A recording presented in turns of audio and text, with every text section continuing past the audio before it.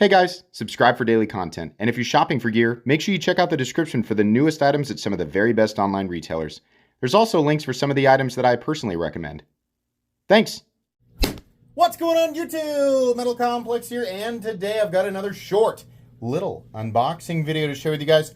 New stuff from Kizer. They actually sent me a huge box with a bunch of different knives in it, and for two reasons. Number one, to save the trouble of the mess on the desk, and to keep this video from being too long. I'm actually going to split them up into multiple videos here. So today we've got 3 to check out. I will list them down in the description so that you guys can check them out if you want to. It does help my channel when you use those links, but that's entirely up to you. Thanks to Kizer for sending these in. Thanks to my patrons for supporting me. And please make sure to follow me on Instagram at metal_complex. Also make sure your notifications are turned on. You know what? I'm going to save the folding knife for last. So these two are fixed blades. So this is the... This is 10V. I did not realize this was 10V. I thought they were just sending me some regular old fixed blade. Awesome. 10V is a very, very good steel. Holy moly. I love that Kizer's messing around with these wild steels. I love Kizer in some ways is doing like what Spyderco does, and I think that's really neat. Now, how they're heat treating them, I'm not really sure, right? But a little 10V fixed blade like this, that is just awesome. I don't know if those of you who hunt, this texture here is quite gritty. But anyways, those of you who hunt, would you call this, is this like a small skinning? I'm not really sure, right? That's what it kind of makes me think of. So we have a 3-finger fixed blade. We have a little bit of an area back here on the back end where your pinky kind of slides off. That's not my favorite way to do things, but for those of you who like smaller fixed blades and don't mind that, I think that that you'll probably be really happy with that. Especially, really, the big thing here is the fact that they're using 10V. It's hardly the first 10V blade they've made, I don't believe, unless I'm wrong. So here's your sheath right there, like that little spot where you can use your thumb to push it out. I really enjoy that. But you have the molly clip on there, and actually this is one you could just sort of fit into your pocket if you want to. Is that yeah, like this. Then you can turn it and rotate it, right? And everybody probably knows how that works. That's cool. I really like that. Now there's another variation that they sent me, so I want to open this one up and have a quick look at it as well. It's just so much like these Kizer boxes, there's like 10 components to them, plus garbage, and sometimes extra parts and stickers. So when you open one up, it's like one of those freaking butterfly boxes that you're supposed to get for your mom or your daughter or your girlfriend, and you open it up and a freaking butterfly jump scares you and a bunch of it's like a bomb, right? It goes off, and you know, TikTok has those funny, like, oh, they're so sweet, that, you know, it has the music. And in reality, it just scares the bejesus out of people. But that's what it feels like. Open these things up. Stuff goes everywhere. Okay. I like this one much better for 2 reasons.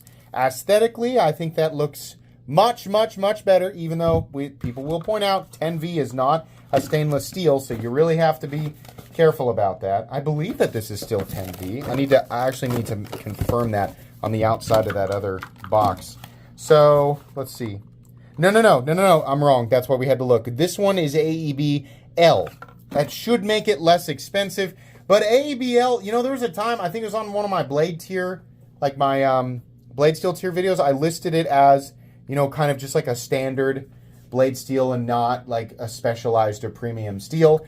And while you could make an argument it's not really a premium steel, people who make and use fixed blades regularly, many people contacted me and said this is considered like a king steel for fixed blades. It's very, very good steel, very preferred steel for knife makers, and very preferred steel for people who regularly use fixed blades. And obviously, I don't know that.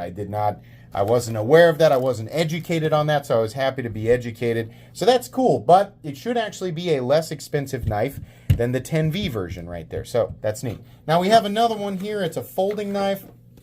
This is a gray box, which usually means it's a more premium knife. The T1 CD. So in this case, no, I'm wrong about this because it just has a Nitro V blade, says black stonewashed. Norplex Ultrex, that's just micarta. It's just like that's like there's just a name brand for micarta, right? Button liner lock. I do like that. The sound of that is good. Let's see what we've got here. Button liner. Really? Looks like an axis lock. What? Why are you calling this? Yeah. Uli Henneke. I'm sorry if I mispronounced your name. Nitro V, black stonewash. Okay, so all of this is accurate. Why does it say button liner lock? That's wrong. It's just not correct. Perhaps they have a version of this that is a button liner lock. It's a good knife. It reminds me a lot of the Benchmade Griptilian. Like, just really, really close to that. Kind of in between the full size and the small size. Honestly, just like a really straightforward crossbar lock with a thumb stud. Very smooth, nice high tension Omega springs there. I think this is just the... Doesn't Kizer just call this the clutch lock? That's fine. 2 different zones for jimping. Probably a nice, inexpensive knife. I would venture to guess right around $60.